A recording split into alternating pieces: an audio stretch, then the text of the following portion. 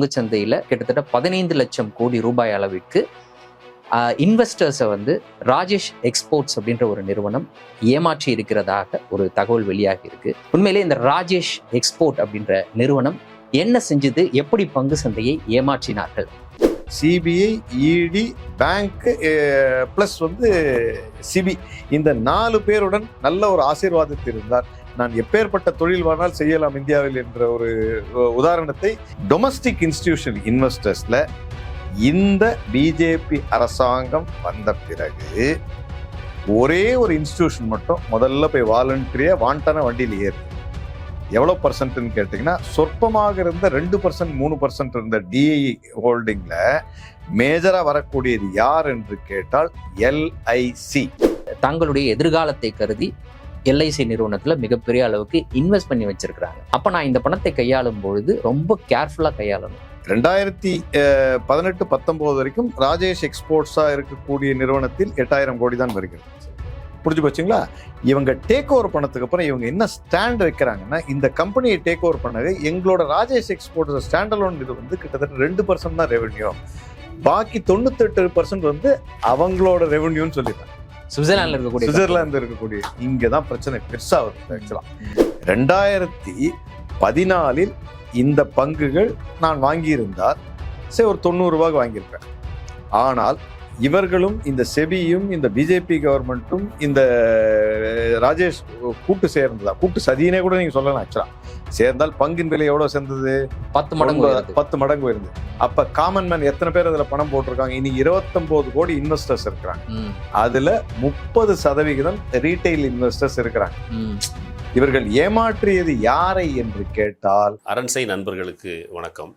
அரண்சை ஊடகம் சுயேட்சையாக இயங்குவதற்காகவே உருவாக்கப்பட்டது. நாம் செய்கிற வேலை உண்மையிலேயே மக்களுக்காக செய்கிறோம் என்பதை நீங்கள் நம்பினால், வாய்ப்பு இருந்தால் இந்த ரேசர் பே கியூஆர் கோடுக்குள்ளே நீங்கள் அதை ஸ்கேன் பண்ணி எங்களுக்கு உங்களால் இயன்றதை விருப்பம் இருந்தால் ஆதரவு தெரிவிக்கலாம். வணக்கம், இது அரண்சை, நான் ஹசீஃப். இன்று நம்மோடு பொருளாதார வல்லுநர் சிப்பி இணைந்திருக்கின்றார். அவரை வரவேற்போம். வணக்கம் சார்.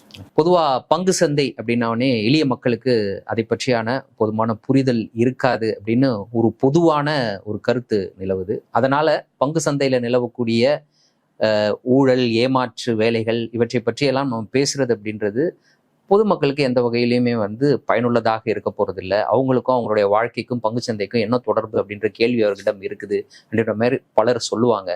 இன்னைக்கு அப்படிப்பட்ட ஒரு பங்குச்சந்தையில கிட்டத்தட்ட 15 லட்சம் கோடி ரூபாய் அளவிற்கு இன்வெஸ்டர்ஸை ராஜேஷ் எக்ஸ்போர்ட்ஸ் அப்படின்ற ஒரு நிறுவனம் ஏமாற்றி இருக்கிறதாக ஒரு தகவல் வெளியாகி இருக்கு.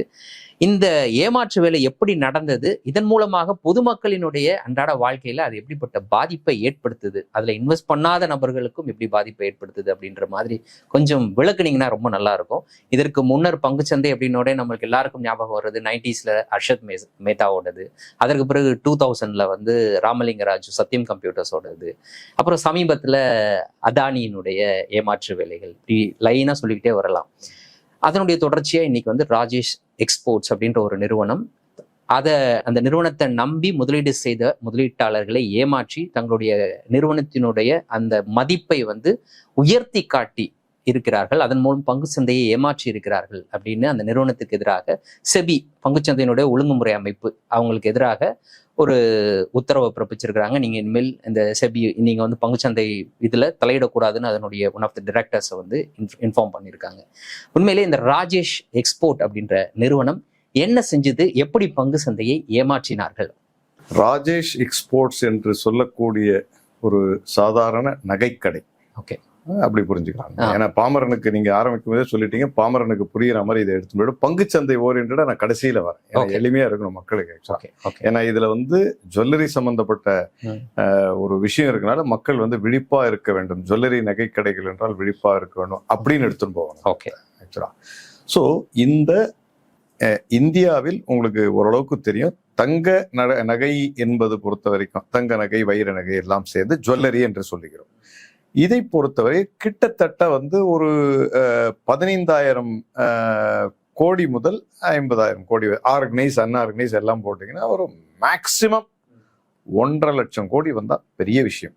அதற்கு ஒரு ரொம்ப மக்களுக்கு எளிமையா புரியுற மாதிரி சொல்லக்கூடிய ஒரு நிறுவனம். இந்த ராஜேஷ் எக்ஸ்போர்ட்ஸை நீங்க புரிஞ்சுக்கணும்னா இங்க இருக்க தங்கமயில் ஜுவல்லரி புரிஞ்சுக்கணும், ரொம்ப ஈஸியா இருக்கும் மக்களுக்கு ஆக்சுவலா.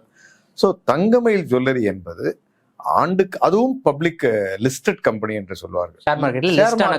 ஷேர் மார்க்கெட்னால லிஸ்டிங் ஆயிருக்கு. நீங்க வந்து ஷேர் அனலைஸ் பண்ண அதுக்கு ஈக்குவல் பிளேயர்ஸ் கம்பேர் பண்ணிப்பேன். நான் வந்து அப்படிதான் பண்ணேன், யாருன்னா ஷேர் பத்தி சொல்லல.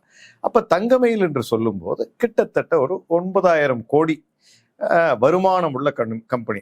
ஆண்டு வருமானம் போன வருடம் வந்து 8,900 9,000 கோடி வருமானம். ஸோ இந்த 9,000 கோடி பண்ணும்போது ஒரு தங்கை நகை வியாபாரத்தில் பெரும்பாலும் எங்கு செலவு நடக்கும் என்று கேட்டீர்களானால் பெரும்பாலும் மெட்டீரியல் பர்ச்சேஸ் அந்த இதில் தான் நடக்கும். ஆக்சுவலாக கான்செப்ட் அது எவ்வளோ வரும் அப்படின்னு கேட்டீங்க, நீங்கள் யாரையுமே கேட்கவே வேண்டாம். நீங்கள் எந்த கம்பெனிக்கு நீங்கள் பேலன்ஸ் ஷீட்டை டச் பண்ணாலும் இல்லை பிஎன்எல் டச் பண்ணாலும் 90% வந்து அந்த ரெவன்யூவில் இதுக்கு தான் புக் பண்ணியிருக்கணும் எக்ஸ்பென்ஸ். ஓகே, மெட்டீரியலுக்கு. தட் இஸ் வந்து purchase of diamond, silver, raw materials வாங்குறது எல்லாம் பண்ணுறது. இது முடிஞ்சு போச்சு. ஸோ 90% செய்வதற்கு தேவையான தங்கங்களை வாங்குறது. ஓகே, ஸோ அதுக்கு உண்டான ப்ராசஸிங் பண்ணுவாங்க. இங்கிருந்து அங்கே ஜாபருக்கு போகுது. அது போக கிட்டத்தட்ட வந்து 5%. ஏன்னா இந்த வேல்யூ வந்து அதிகனால எம்ப்ளாய்மெண்ட் காஸ்ட் என்று சொல்லுவார்கள். ஏன் இதை எடுத்துன்னு வரேன் அப்படின்னா, இவர்களும் தங்களை ராஜேஷ் எக்ஸ்போர்ட், நீங்க ஆரம்பத்தில் என்ன சொன்னீங்க, ராஜேஷ் எக்ஸ்போர்ட் யாருன்னு கேட்டீங்க. இவங்க வந்து தங்களை வந்து ஒரு டொமஸ்டிக் பிளேயர் ஆகும், அதில் வந்து கொஞ்சம் எக்ஸ்போர்ட் பண்ணதாகவும் சொல்கிறார். ஏற்றுமதி தொடக்கத்துல அவங்க ஒரு சாதாரண நகைக்கடையை நகைக்கடை தான், ரீட்டைல் ஷாப் பண்றாங்க, கொஞ்சம் எக்ஸ்போர்ட்டும் பண்றாங்க. 30 to 40% எக்ஸ்போர்ட்டும் பண்றாங்க. ஸோ அதனால நான் புரிதலுக்காக சொல்ல தங்கமயில் மாதிரி ஒரு நீங்க விஷுவலைஸ் பண்ண அப்போ வந்து உங்களுக்கு தெரியுது எத்தனை அவுட்லெட் இருக்குது, என்ன இருக்கு அப்படின்னு சொல்லும்போது அதில் வந்து ஒரு போர்ஷன் சேல்ஸை பொறுத்த வரைக்கும் மேன் பவர் இன்டென்சிவ்னால 5%. தட் இஸ் வந்து 10,000 கோடி டர்ன் ஓவர் 5% என்று சொன்னீங்கனால 500 கோடி வந்து நீங்க கம்பல்சரியா மேன் பவருக்கு உங்க பிஎன்எல்ல காண்பித்திருக்க வேண்டும். அப்படி இல்லாம அப்படி ஒரு நிர்வாகத்தை நடத்தவே முடியாது. 90% வந்து நீங்க மூலப்பொருளுக்கு செலவு பண்ணீங்க அப்படின்னா 5% உங்க அங்க இருக்கக்கூடிய தொழிலாளர்களுக்கு நீங்க செலவு வந்துடும் இல்லைங்களா. ஸோ பாக்கி ஒரு 3% 2% வந்து அட்மினிஸ்ட்ரேட்டிவ் காஸ்ட் அப்படின்னு சொல்லுவாங்க. ஸோ அப்ப நிர்வாக செலவுகள். ஸோ கம்பல்சரியா தங்க நகை வியாபாரத்தில் இன்னைக்கு நீங்க ஜிஆர்டி போனாலும் சரி, எந்த கோர் வியாபாரத்தை வந்து டைட்டன் போனாலும் சரி, பியூர் நகை வியாபாரம் செய்வர்கள் பெரும்பாலும் நெட் ப்ராஃபிட் என்று சொல்வார்கள். கடைசியில் டாக்ஸ் எல்லாம் ஒதுக்குந்து போக நீங்க வந்து உங்களோட இதுல வருமானத்துக்கெல்லாம் வந்து எல்லாத்தையும் முடிச்சு 10,000 கோடி நடத்தி செலவுகள் எல்லாம் போய் கடைசியா 5%. தட் மீன்ஸ் வந்து 10,000 கோடி வியாபாரம் செய்தால், இதுதான் இப்ப இந்த கிளைமேக்ஸா ஆரம்பிக்க போகுது. 10,000 கோடி வியாபாரம் செய்தால், ஆண்டுக்கு ஆண்டு 10,000 கோடி நான் சேல் செய்தால் தங்க நகையில் நிச்சயமாக 5% நெட் ப்ராஃபிட் நின்றே டாக்ஸ் கட்டினதெல்லாம் போகும். தட் மீன்ஸ் அப்ப எவ்வளவு வருது, 500 கோடி நீங்க புக் பண்ணியே தீரணும். ஓகே, இப்ப அப்டேட் ட்விஸ்டா இங்க போறேன்.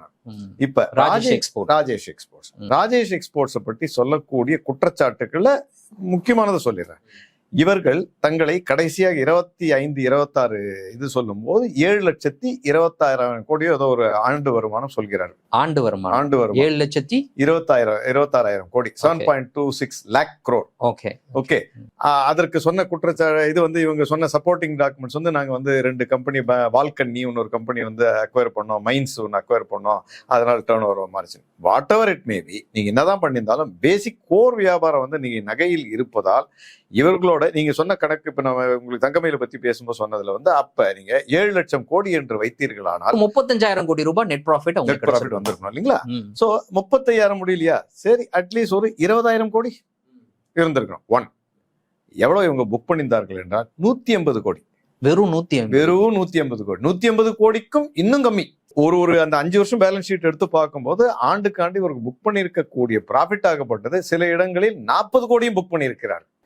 7 லட்சம் கோடி ரூபாய் அளவுக்கு அவங்க வந்து வர்த்தகம் செய்திருக்காங்க. கிடைக்கக்கூடிய அந்த லாபம்ன்றது வெறும் 100 கோடி ரூபாய் அப்படின்றாங்க. இது நான் சற்று கொஞ்சம் போனீங்கன்னா விலகி போன பில்டோட ஆப்பரேட் டிரான்ஸ்ஃபர்ல பெரிய பெரிய பவர் ப்ராஜெக்ட்ஸ் எடுத்தா கூட அதுலாம் கூட வந்து 7வது வருஷத்துக்கு பிறகு பிரேக் ஈவன் ஆன உடனே குறைந்தபட்சம் 3% லாபம் இல்லாம எந்த வணிகமே நடக்காது.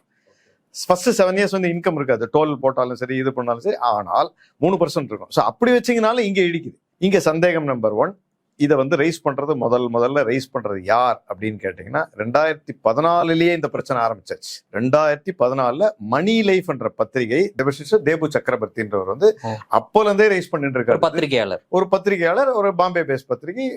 தொடர்ந்து this is a very funny company, very employee cost is almost நில் அப்படின்றார். அப்பொழுது 2014 35,000 கோடி இவர்கள் டாப்லைன் ரெவன்யூ வருமானம் சொல்லிவிட்டு இவர்கள் வந்து லாபம் ஜீரோ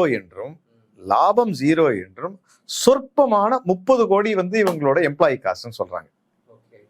சோ அப்போல இருந்தே இந்த பிரச்சனை ஆரம்பித்து விட்டது.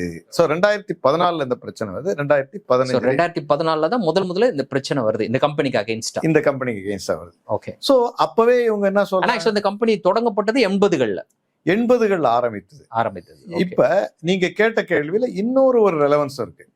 இது என்ன சார், முதல்ல இருந்தே இது தப்பு தண்டாலதான் இன்வால்வ்டா, இல்ல வந்து ஒரு குறிப்பிட்ட காலகட்டத்திற்கு பிறகு வந்து தப்புகள் அதிகமாக இருக்கிறதா என்று பார்த்தால், அந்த ஷேர் டேட்டா ஹிஸ்டரி எடுத்து பாக்குறேன் நான். ஷேர் டேட்டா ஹிஸ்டரினா அவங்களோட ஷேர் பிரைஸ்.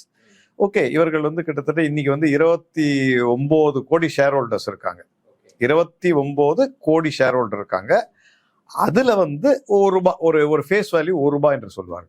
அந்த ₹1 வந்து கிட்டத்தட்ட நீங்க பாத்தீங்கன்னா வந்து 15% FII ஹோல்டிங். அங்கதான் கான்ட்ரவர்சி எல்லாம் வருது. இப்ப FIIs வராங்க, ஃபாரின் இன்ஸ்டிடியூஷனல் இன்வெஸ்டர்ஸ். அதுவும் நிறைய பேர் வரவில்லை, 2 பேர் தான் முக்கியமானவர்கள். சந்தேகம் நம்பர் 1 இதெல்லாம் அப்பயே ரைஸ் பண்ணிடுறாங்க.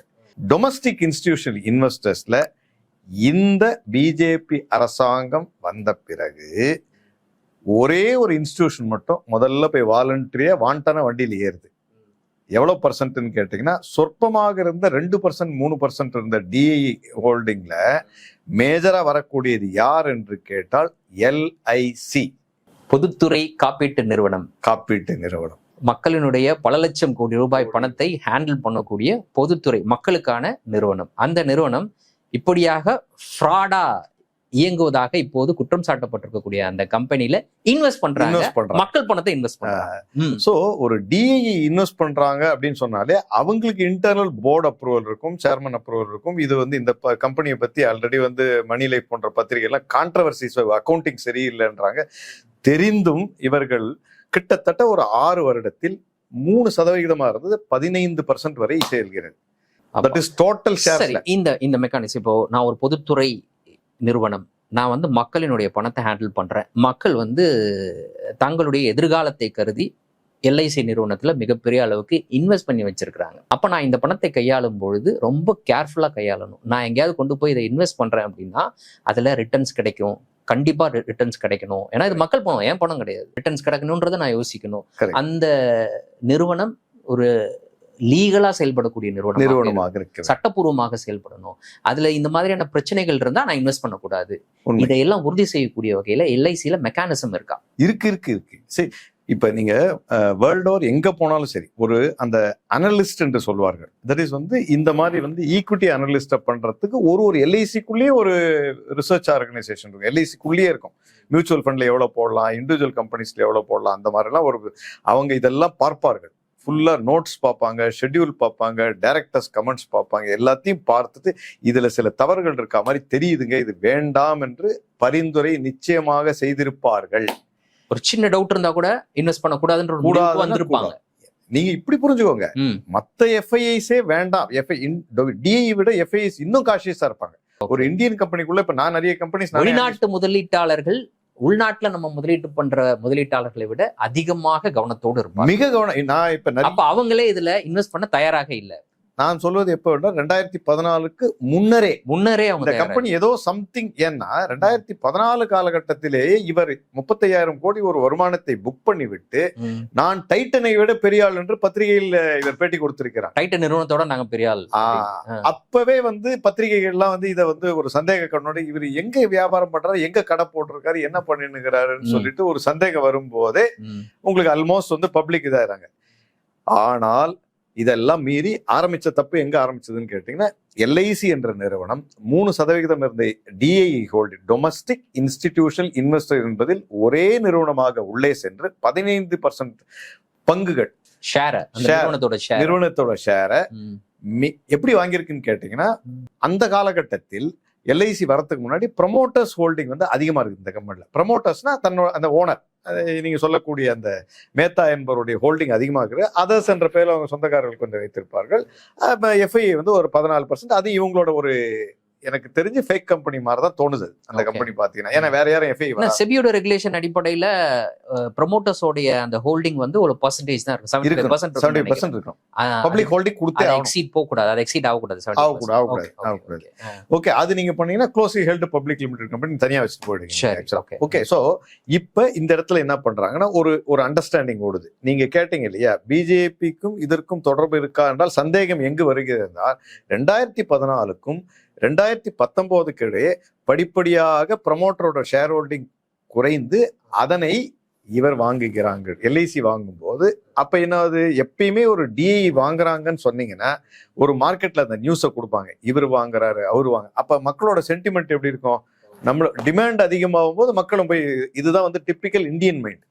எல்ஐசியே வாங்குது அதனுடைய பங்குகள், அப்போ ஒரு நல்ல நிறுவனமாக இருக்கணும், நம்மளும் வாங்கலாம், அந்த நிறுவனம் வளரும் போல அப்படின்னு எல்லாரும் யோசிச்சிருப்பாங்க. இங்க நியாயமான லீகலா செயல்படக்கூடிய நிறுவனம் கூட மக்கள் யோசிச்சிருப்பாங்க. சோ இதுக்கு வைக்கிற பிரீமியம் என்னன்னு கேட்டீங்கன்னா 2014 வரை இந்த பங்கின் விலை, ஒரு பங்கின் விலை 90 ரூபாய் மட்டுமே. நான் சொன்ன அந்த 3 வருடத்தில் எல்ஐசி வாங்குகிறது என்ற மெல்லமாக நியூஸை கொடுத்து அக்யூமுலேட் பண்ணது என்னமோ உண்மை. அதே காலத்தில் பங்கின் விலை கிட்டத்தட்ட 10 மடங்கானது. 900 rupees. 900 rupees. நீங்க அதை எடுத்து பாத்தீங்கன்னா உங்களுக்கு ஆல்மோஸ்ட் 2021 வரை இந்த திடீர் ஏற்றத்தை பார்த்திருக்கலாம். சரி, ஆனா கம்பெனி அதுக்கேற்ற மாதிரி கம்பெனி வளர்ச்சி அடைந்ததா உண்மையிலேயே? இங்குதான் அடுத்த பிரச்சனை ஆரம்பிக்கிறது. இந்த பங்குகள் உயரும்னா நிச்சயமா கம்பெனியோடைய வளர்ச்சி அப்படின்றத சார்ந்துதான் இருக்கணும் இல்லையா? ஆனா உண்மையில நடந்துச்சா? இல்ல. ஏனென்றால் இப்பொழுது என்ன சொல்கிறார்கள்னா, உங்களுடைய கம்பெனி ஆகப்பட்டது 2000 சே ஃபார் எக்ஸாம்பிள் 14 ஆரம்பித்த 14 தான் இவங்க வைக்கிற அந்த கான்ட்ரோவர்ஷியல் பீரியட்ல 35,000 கோடியாக இருந்த வருமானம் சடனாக ஒரு 10 வருட காலகட்டத்திற்குள் 2 லட்சம் கோடியாக மாறுகிறது. அப்படி என்றால் யோசிக்க வேண்டிய அடுத்த விஷயம் என்னவென்றால், ப்ரொபோர்ஷனேட்டா எம்ப்ளாயி காஸ்ட் ஏறி இருக்க வேண்டும், அட்மின் காஸ்ட் ஏறி இருக்க வேண்டும், இன்வென்டரி காஸ்ட் ஏறி இருக்க வேண்டும், ரா மெட்டீரியல்ஸ் வாங்குற காஸ்ட் ஏறி இருக்கணும். அதெல்லாம் பெரிதாக மாற்றம் இல்லை. இவர்கள் அதை மூடி மறைப்பதற்காக இவர்கள் என்ன சொல்கிறார்கள், 2021 இன்னொரு புதிய கதையை சொல்கிறார்கள். நாங்கள் வந்து ஒரு ஸ்விஸ் கம்பெனி ஒன்று வாங்கினோம், வால்கேன் நினைக்கிறேன் ஆக்சுவலா. ஸோ அதனால் வந்து எங்களோட கன்சாலிடேட்டட் பேலன்ஸ் ஷீட் அப்படின்னு ஒரு வார்த்தையை யூஸ் பண்றாங்க. தட் இஸ் கம்பெனியில வந்து ஜென்ரலா ஒரு இது உண்டு, ஒரு 10 கம்பெனி வச்சிருக்கேன்னு சொன்னா பேரண்ட் கம்பெனியை கன்சாலிடேட்டட் பேலன்ஸ் ஷீட்டும் இதை வந்து ஸ்டாண்டலோன்னு சொல்லுவோம். ராஜேஷ் எக்ஸ்போர்ட்ஸோட ஸ்டாண்டலோன் வந்து ஆண்டு வருமானம் 9,000 கோடி தான் இருந்தது. ஆனால் 21 டேக் ஓவர் பண்ண பிறகு எங்களோட இது வந்து கிட்டத்தட்ட வந்து 2 லட்சம் கோடி இருந்து இன்று நம் பார்ப்பது வந்து கிட்டத்தட்ட 8 லட்சம் கோடியாக மாறிவிட்டது. ஸோ அப்ப இவர்கள் யார் என்று பார்க்கும்போது அந்த சொல்லக்கூடிய சுவிஸ் நிறுவனம் ரிஃபைனிங் பண்ணுவதாக சொல்கிறாங்க.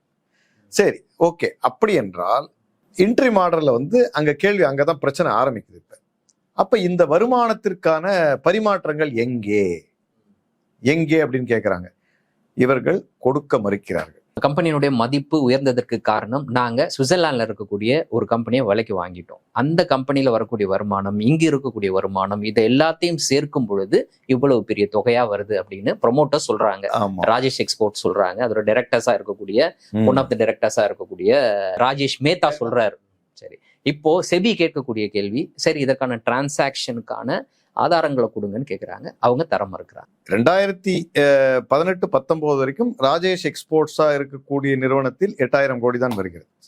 புரிஞ்சு போச்சுங்களா? இவங்க டேக் ஓவர் பண்ணதுக்கு அப்புறம் இவங்க என்ன ஸ்டாண்ட் வைக்கிறாங்கன்னா, இந்த கம்பெனியை டேக் ஓவர் பண்ணது எங்களோட ராஜேஷ் எக்ஸ்போர்ட்ஸ் ஸ்டாண்டலோன் இது வந்து கிட்டத்தட்ட 2% தான் ரெவென்யூ, பாக்கி 98% வந்து அவங்களோட ரெவென்யூன்னு சொல்லிடுறாங்க. சுவிட்சர்லாந்து இருக்கக்கூடிய இங்கதான் பிரச்சனை பெருசாகுது ஆக்சுவலா. அப்பதான் வந்து நீங்க இப்ப சொன்னீங்க இல்லையா, இப்ப செபி வந்து அப்ப அந்த பரிமாற்றங்கள் என்ன, அந்த பரிமாற்றங்கள் அவர்கள் வந்து என்ன உங்களுக்கு விற்று கொடுத்தார்கள்? கன்சாலிடேட்டட் பேலன்ஸ் ஷீட், சப்சிடரி கம்பெனியோட பேலன்ஸ் ஷீட்ஸோட டேட்டாவை இதுவரை கொடுக்க மறுக்கிறார்கள். சரி, நான் இதை பற்றி படிக்கும் பொழுது ராஜேஷ் மேத்தா அவர் சொல்லக்கூடிய விஷயம் நீங்க சொல்வது போல 2015 அந்த சமயத்திலேயே அவங்க சொல்றாங்க, நாங்க டைட்டனையே ஓவர்டேக் பண்ணிட்டோம் அப்படின்னு சொல்றாங்க. டைட்டன் ஒரு மிகப்பெரிய இதே போன்ற ஜுவல்லரி நகை உருவாக்கம், நகை உற்பத்தி செய்யக்கூடிய அந்த நிறுவனம், அவங்களே நாங்கள் ஓவர்டேக் பண்ணிட்டோம் அப்படின்ற ஒரு கதையை சொல்றாரு. அதே சந்தர்ப்பத்தில் தான் அவங்க வந்து சுவிஸ் கம்பெனியும் விலைக்கு வாங்குறாங்க. அதை வாங்கிட்டு இப்போ சமீபத்தில் அவங்க சொல்லக்கூடிய, அவங்க தரப்புல இருந்து சொல்லக்கூடிய, அவங்க கம்பெனி எவ்வளோ பெருசு அப்படின்றத சொல்றதுக்காக அவங்க சொல்லக்கூடிய கருத்து என்ன அப்படின்னு பார்த்தீங்கன்னா, உலகத்து அளவில் ரிஃபைன் பண்ணக்கூடிய, உலக அளவுல ரிஃபைன் பண்ணக்கூடிய அந்த கோல்ட்ல 30% கோல்டு அப்படின்றது ராஜேஷ் எக்ஸ்போர்ட் நிறுவனத்தால் ரிஃபைன் பண்ணப்படுது அப்படின்னு அவங்க சொல்றாங்க. அப்போ உலக அளவுல பார்க்கும்போது எவ்வளவு கோல்டு வந்து ரிஃபைன் பண்ணப்படும், அதுல 30% நாங்க தான் பண்றோம் அப்படின்னு சொல்லும்போது ஏதோ ஒரு வகையில தங்களுடைய நிறுவனம் உண்மையிலே மிகப்பெரிய நிறுவனம், டைட்டனை ஓவர்டேக் பண்ண நிறுவனம் அப்படின்றத அவங்க எஸ்டாப்ளிஷ் பண்றாங்க. உண்மையிலேயே இன் பேப்பர்ஸ் இல்லைன்னா இன் ரியாலிட்டி உண்மையிலே அது அவங்க சொல்றது சரிதானா? அந்த கூற்றுக்கே வரும். நீங்க சொல்லும்படி உலகத்தில் இருக்கக்கூடிய ஆண்டுக்காண்டு நம்ம எனக்கு தெரிஞ்சு தோராயமாக 3000 முதல் 3500 டன் கோல்டை வந்து வேர்ல்டு மேஜர் கோல்டு ரிஃபைனர்ஸ்லாம் வந்து ரிஃபைன் பண்றாங்க. அந்த கூற்றுக்கு வரும். அப்ப 1/3, தட் மீன்ஸ் வந்து நீங்க சொல்லக்கூடியதுல வந்து 1000 1500 டன் கோல்டை ரிஃபைன் பண்ணியிருந்தா 3% ப்ராசஸிங் காஸ்ட். ஸோ அதுக்கு தான் நான் அந்த பாயிண்ட்டுக்கு வரேன். அப்போ இவங்க டேக் ஓவர் பண்ணதுக்கு அப்புறம் வருமானம் ஏறி இருக்கிறது என்று சொல்கிறீர்கள், ஓகே, ஒத்துக்கொள்கிறோம். ஆனால் ஏன் உங்களுடைய லாபமும் உங்களோட அட்மினிஸ்ட்ரேட்டிவ் காஸ்டும் உங்களோட அட்மின் காஸ்ட் எதுவுமே ஏறவில்லை? அங்கதான் நிக்குது இப்போ பிரச்சனையே. டேர்ன் ஓவரை மட்டும் காண்பித்திருக்கிறீர்கள். அந்த டேர்ன் ஓவருக்கான என்ன சொல்லுவாங்கன்னா ஜென்ரலா வந்து ஃபோரன்சிக் ஆடிட்ல இது ஒரு சர்க்கிள். இப்போ ஃபோரன்சிக் ஆடிட்டா மாறுது. ஃபோரன்சிக், ஏன்னா இதுல வந்து 2 பேரும் தப்பு பண்ணியிருக்காங்க. ரமணா ரெட்டி என்ற லோக்கல் ஆடிட்டரும், தட் இஸ் வந்து ராஜேஷ் எக்ஸ்போர்ட்ஸுக்கு சப்போர்ட் பண்ணிட்டு இருக்க லோக்கல் எக்ஸ்டர்னல் ஆடிட்டரும், சார்ட்டர்ட் அக்கௌண்டிங் ஃபார்மும் கேபிஎம்ஜி ஐ திங்க் சுவிட்சர்லாந்து எங்க இருந்து வருதுன்னு தெரியல, இவங்களோட பேரும் இப்போ அடிப்படுது. இவர் வந்து டேட்டாவை யாரு ரமணா ரெட்டியை பொறுத்தவரை டேட்டாவை கொடுக்க நான் கோஆபரேட்டிங் தான் இப்ப முடிச்சிருக்காங்க இன்டர்ம் ஆர்டர்ல, நான் கோஆபரேட்டிங். சவுத் ஆப்பிரிக்காவை பொறுத்தவரைகள் அவர்கள் என்ன சொல்கிறார்கள், இவர்கள் வந்து எங்களுக்கு தட் இஸ் அந்த ஸ்விஸ் ஃபார்ம் சொல்லவே அவங்களோட ரெகுலேஷன்ஸ் பிரகாரம் அவங்களோட டேட்டாவை இவங்களோட ஷேர் பண்ண மாட்டேன்றாங்களாமா. இது நம்ப தகுந்த ஒரு ஆதாரமாகவோ இது மாதிரி தெரியல ஆக்சுவலா. ஸோ ஏன்னா அந்த டேட்டா வச்சுதான் இவங்க என்ன கேட்கறாங்கன்னா வந்து செபி என்ன கேட்கறாங்கன்னா உங்களோட இன்வாய்ஸ் எங்க, பர்ச்சேஸ் மெட்டீரியல் வாங்கியிருப்பீங்க இல்லையா, பர்ச்சேஸ் மெட்டீரியல். இதுல தான் எனக்கு இன்னொரு ஞாபகம் வருது. இப்போ அதானி மீது மிகப்பெரிய ஒரு குற்றச்சாட்டு வைக்கப்பட்டது. அதானி என்டர்பிரைசஸ் நிறுவனம், அந்த நிறுவனம் எவ்வளவு பெரிய ஃப்ராட்ல ஈடுபட்டுச்சு அப்படின்ற ஒரு குற்றச்சாட்டு முன்வைக்கப்பட்டது. அதுல அந்த ஹிண்டன்பர்க் அறிக்கை அதுல சொல்லியிருக்கக்கூடிய மிக முக்கியமான ஒரு விஷயம், அதானி என்டர்பிரைசஸ் பல லட்சம் கோடி ரூபாய் மதிப்பு இருக்கக்கூடிய ஒரு நிறுவனம். அந்த நிறுவனத்துக்கு ஆடிட் பண்றதுக்காக அமர்த்தப்பட்ட அந்த நிறுவனம்ன்றது இன்னொரு நிறுவனம், ஆடிட் பண்ணக்கூடிய நிறுவனம்.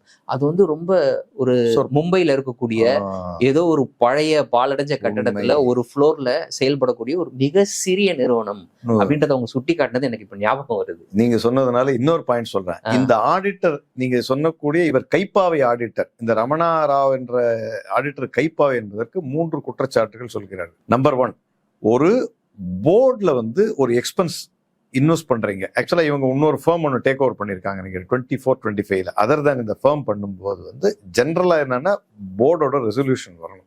போர்டோட ரெசல்யூஷன் அதுல கிடையாது. ஏன்னா ஃபண்ட்ஸ் வருது, அதுல ஃபண்ட்ஸ் நீங்க டிப்ளாய் பண்றீங்க, 4000 கோடி 5000 கோடி கொடுத்து வாங்குவதாக சொல்கிறார்கள். இல்லை. நம்பர் 1.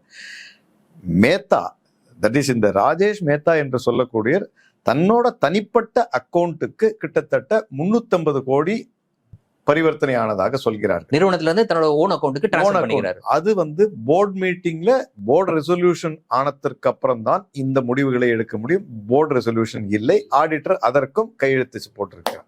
யார்? அந்த ரமணா என்பவர்.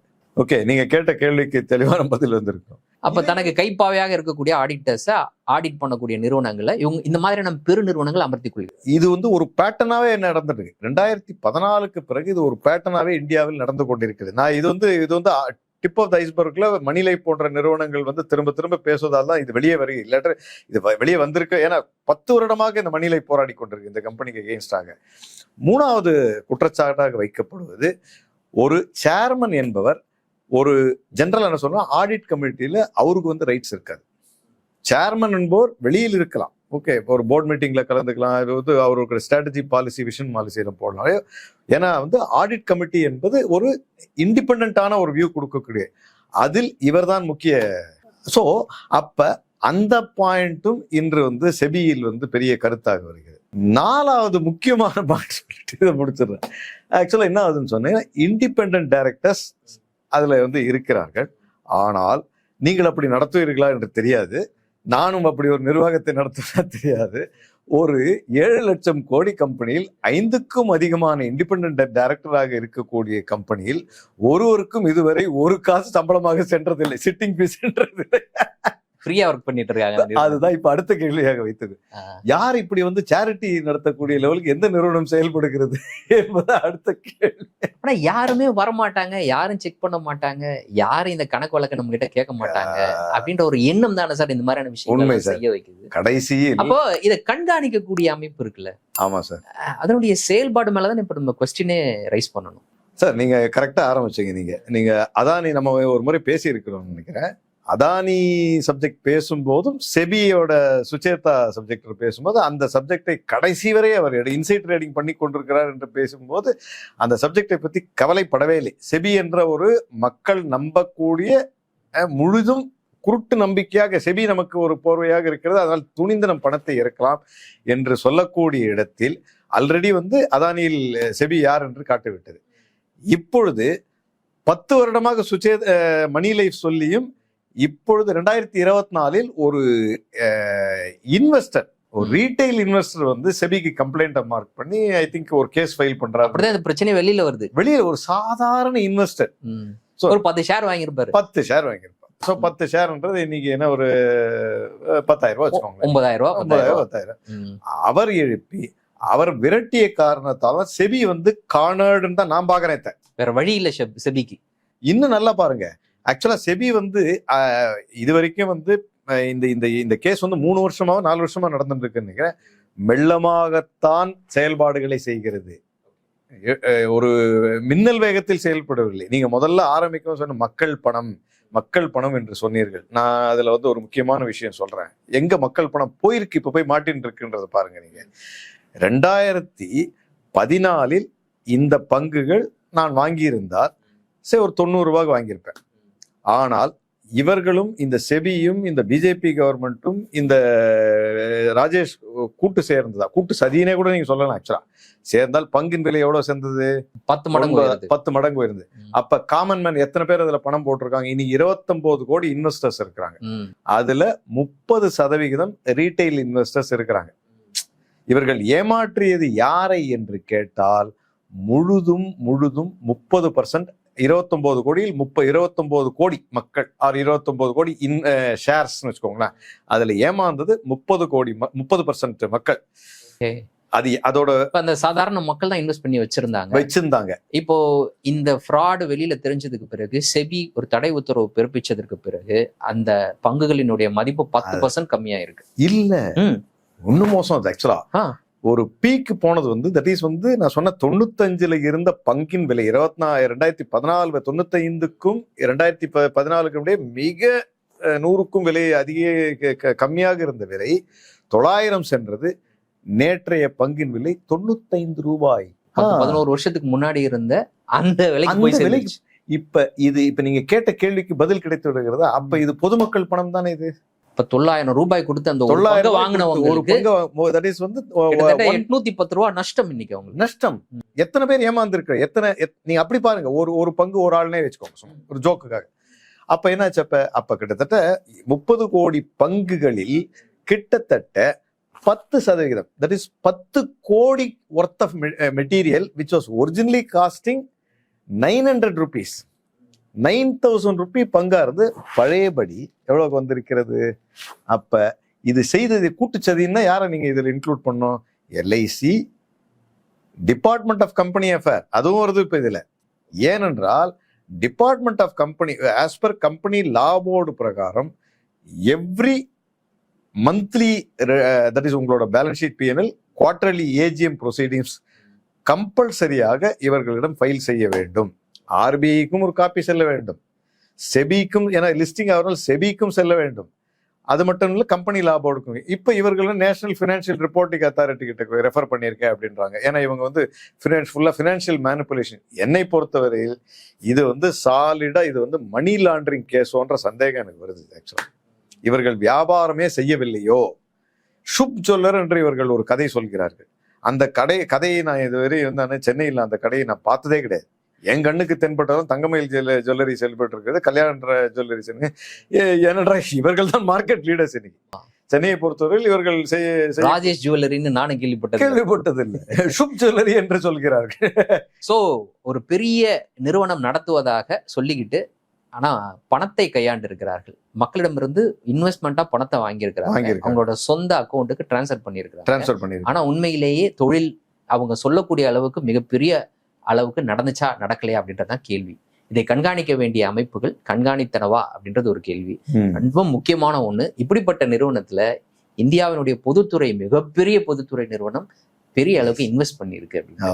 அடுத்த கேள்வி, அந்த இன்வெஸ்ட் பண்ண பணம் நிச்சயமா இப்ப எல்ஐசி இன்வெஸ்ட் பண்ண பணம் அப்படின்றது எப்படி சாதாரண மக்கள் இன்னைக்கு அவங்க பணத்தை எழுந்தாங்களோ எப்படி எல்ஐசி இழந்துதானே. நிச்சயமாக இப்ப வந்து எல்ஐசி என்பது நீங்க சொன்னால் போல வந்து நம்மளுடைய சோகால்டு பென்ஷன் ஃபண்ட் எல்லாத்தையும் தான் வந்து அவங்க அதில் வந்து டிப்ளாய் பண்றாங்கன்னு வச்சுக்கோங்க. நீங்க இந்த மாதிரி கிட்டத்தட்ட 7 முதல் 10 பெரிய நிறுவனங்களில் எல்ஐசி 2014க்கும் 2024க்கும் நிறையவே எக்ஸ்போஸ் செய்திருக்கு தன் ஃபண்ட்ஸை.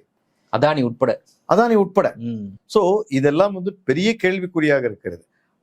இது வந்து இதன் முடிவு வந்து என்னை பொறுத்தவரையில் இது சுப்ரீம் கோர்ட் ஸ்பெஷல் மானிட்டரிங்காக வந்து இது ஏன்னா எல்ஐசியை ஆடிட் செய்வதே வந்து ஒரு பெரிய அசைன்மெண்டாக போகும் என்பது என் கருத்து. ஏனென்றால் எல்ஐசியோட ஃபண்ட்ஸ் என்பது ஆல்மோஸ்ட் 30 லட்சம் கோடி 40 லட்சம் கோடி பண்ண முடியாது. ஓகேங்களா? ஸோ இதுல வந்து இன்னொரு தரவு பார்க்கலாம். இதுல ஒரு ரொம்ப இன்ட்ரெஸ்டிங்கான தரவு சொல்றேன் உங்களுக்கு. ஒரு ஓஎன்ஜிசி என்பது ஒரு 6 லட்சம் கோடி நிறுவனம் என்று சொல்கிறார்கள். ஒரு டிசிஎஸ் என்பது 2.5 லட்சம் கோடி நிறுவனம் என்று சொல்கிறார்கள். இது இன்னொரு வியூ வைக்கிறாங்க இதுலயே. உங்களுக்கு நீங்க இதை எடுத்தீங்கன்னா வந்து ஐஓசி போன்ற நிறுவனங்கள், இந்தியன் ரயில்வேஸ் போன்ற எல்லாம் வந்து ஒரு 6 லட்சம்லேருந்து 8 லட்சம் கோடி நிறுவனம். இப்படிப்பட்ட நிறுவனங்களில் பெரும்பாலும் குறைந்தபட்சம் ஒரு 2 லட்சம் ஊழியர்கள் முதல் 10 லட்சம் ஊழியர்கள் வரை வேலை செய்திருக்கிறார்கள். இவர்களுடைய ஊழியர் எண்ணிக்கை எவ்வளவு யாருக்குமே தெரியாது. ராஜேஷ் எக்ஸ்போர்ட்ஸ். ஆனா அவங்களோட மதிப்பு சொல்றாங்க 15 லட்சம் கோடி. 15 லட்சம் கோடி. அப்படி என்றால் 15 லட்சம் கோடி என்றால் இன்று கிட்டத்தட்ட அவர்கள் டாடா குழுமம் தான் எனக்கு தெரிஞ்சு மிக அதிகமாக 13 லட்சம் டைரக்ட் எம்ப்ளாயிஸ் சொல்லுவாங்க, ஆன் ரோல் எம்ப்ளாயிஸ் என்று சொல்லுவார்கள். அப்படி என்றால் நீங்கள் பேச வேண்டிய ஒரு தருணம் என்னன்னா, அப்போ வந்து அதான் இவங்க மணி லைஃபா தான் சொல்லுவாங்க. இந்தியாவில் டாப் கார்பரேட்டில் வந்து அதானிக்கு ஈக்குவலாக இன்னொரு வேகமாக வளர்ந்து கொண்டு தான் ராஜேஷ் எக்ஸ்போர்ட் ஒரு நாள் பத்திரிகைகள் அப்படின்னு அவங்க காமெடியா சொல்றாங்க. அதானியோட பேக்ரவுண்ட ஆல்மோஸ்ட் எல்லாருமே வந்து இன்னைக்கு வெளிச்சம் போட்டு காமிச்சாங்க. இந்த ராஜேஷ் எக்ஸ்போர்ட்டுடைய பேக்ரவுண்ட் என்ன சார்? யார் அந்த ராஜேஷ் மேத்தா? சார், ராஜேஷ் மேத்தா என்பவர் நீங்க வந்து குஜராத் லாபி என்று, ஏன்னா இது வந்து பேசிக்கா நீங்க பாத்தீங்கன்னா இந்த டைமண்ட் மார்க்கெட், ஜுவல்லரி மார்க்கெட் என்று சொல்வது பெரும்பாலான வணிகம் நடப்பது ஜாவேரி பஜார் போன்ற ஏரியாக்கள் தான் நடக்கும். குஜராத். ஓகே, இவர்களோட பூர்வீகம் என்பது பெரும்பாலும் அந்த சூரத் அந்த பெல்ட்ல தான் இருக்கும்.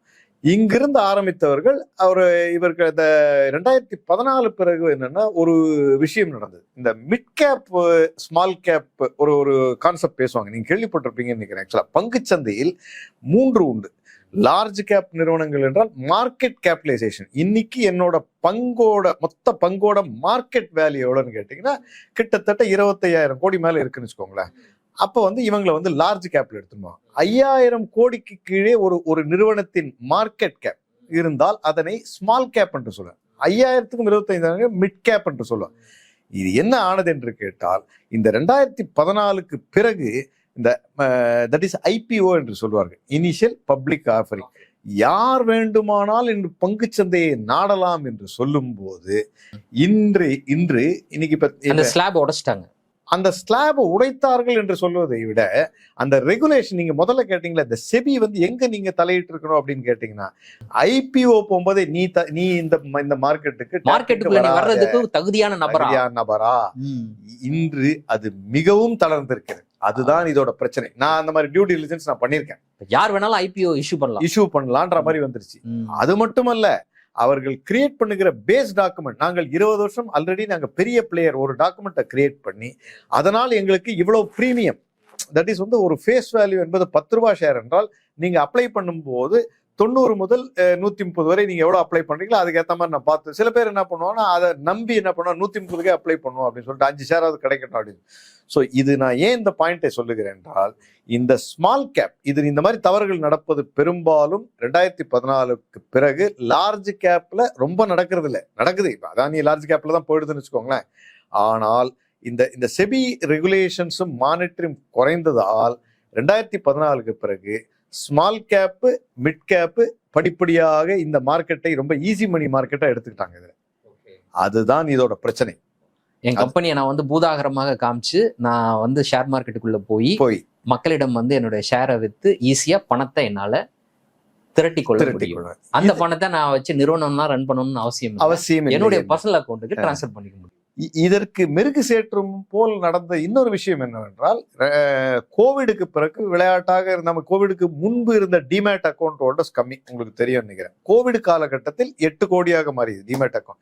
இன்னைக்கு இந்தியாவில் 26 கோடி டிமேட் அக்கௌண்ட் ஹோல்டர்ஸ் இருக்கிறார்கள். பங்குச்சந்தையில் முதலீடு செய்ய கணக்குகள். சோ அதனால் நீங்கள் பார்த்தீர்களானால் கடந்த 6 வருடத்தில் மட்டும் பிஎஸ்சி சென்செக்ஸ் எவ்வளவு உயர்ந்தது என்பது உங்களுக்கு தெரியும். கிட்டத்தட்ட 86,000 கோடி போனதற்கான முக்கிய காரணமே இந்த ஸ்மால் கேப் மிட் கேப்பில் யார் வேண்டுமானாலும் உள்ளே இறங்கலாம், ஐபிஓ கிரியேட் பண்ணலாம், டிவியில் கூப்பிட்டு 4 இன்டர்வியூ கொடுக்கலாம், அதுக்கு 2 அனலிஸ்ட் வருவார்கள், இந்த கம்பெனி பெரிய கம்பெனி என்பார், உடனே வந்து மக்கள் அதை கண்டு ஏமாறுவார்கள்.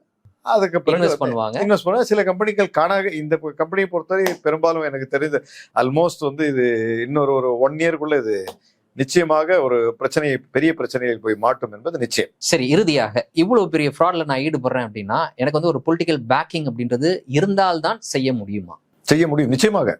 அதற்கு காரணம் இன்னைக்கு பொலிட்டிக்கல் பேக்கிங் என்பது சொல்றது அதான் இப்ப நம்ம பரவலாக பேசுவதுன்னு கடந்த 10 வருடம் பேசுவது சிபிஐ, இடி, பேங்க் பிளஸ் வந்து சிபி, இந்த 4 பேருடன் நல்ல ஒரு ஆசீர்வாதத்தில் இருந்தால் நான் எப்பேற்பட்ட தொழில் வாழ்நாள் செய்யலாம் இந்தியாவில் என்ற ஒரு உதாரணத்தை இந்த 2 நான் கடைசியா சின்ன ஒரு கம்பெனி பார்த்தேன். ஆக்சுவலா இது ரெலவெண்டா இருக்கும்னு நினைக்கிறேன்.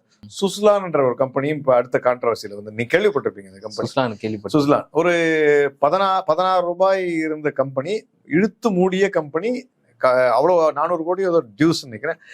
அதற்கு இவர்கள் ரைட்ஸ் இஷ்யூ தேடிக்கொண்டிருக்கிறார்கள். மூடிய கம்பெனி, துத்து பிடித்த கம்பெனிக்கு பிரீமியம் இஷ்யூவாக ஒரு 60 ரூபாய் பிரீமியம் வித்து ஐபிஓ வர வேண்டும் என்று சொல்லி இப்போ ஒரு 6 மாதத்துக்கு முன்பு ஓடி அந்த ஷேரை எடுத்து போய் 10 ரூபாய் ஷேரை எடுத்து போய் 130 ரூபாய்க்கு எடுத்துன்னு போய் நிறுத்தி அதிலும் போய் மக்கள் விழுது கொண்டிருக்கிறார்கள். ஸோ இதில் புரிந்து கொள்ள வேண்டியது நான் சொல்ல விரும்புவது என்னவென்றால், பங்கு என்பது மிகவும் ஒழுக்கமான ஒரு தொழில். அதனை வந்து தெரியாதவர்கள் தயவு செய்து இறங்காதீர்கள், யார் சொல்வதையும் கேட்காதீர்கள். நீங்களே உட்கார்ந்து உங்களுக்கு தெரிந்தால் உங்களுக்கு தெரிந்த நம்பகமான ஆடிட்டர்கள், ஏன்னா ஆடிட்டர்களுக்கு அந்த ஸ்டேட்மெண்ட்டை படிப்பது தெளிவாக தெரியும். பங்குச்சந்தை ஆலோசகர்கள் என்று உங்களுக்கு முன்பின் தெரியாத ஒரு இடம் போய் தயவு செய்து ஆலோசனை கேட்டு உடனே வந்து பணத்தை அதில் முதலீடு செய்யாதீர்கள் என்பது என்னுடைய தாழ்மையான கருத்து. இன்றைய தினம் எங்களோடு இணைந்து பல்வேறு தகவல்களையும் கருத்துக்களையும் பகிர்ந்து கொண்டமைக்கு நன்றி. மீண்டும் ஒரு நேர்காணலில் சந்திப்போம். நன்றி நண்பர்களே.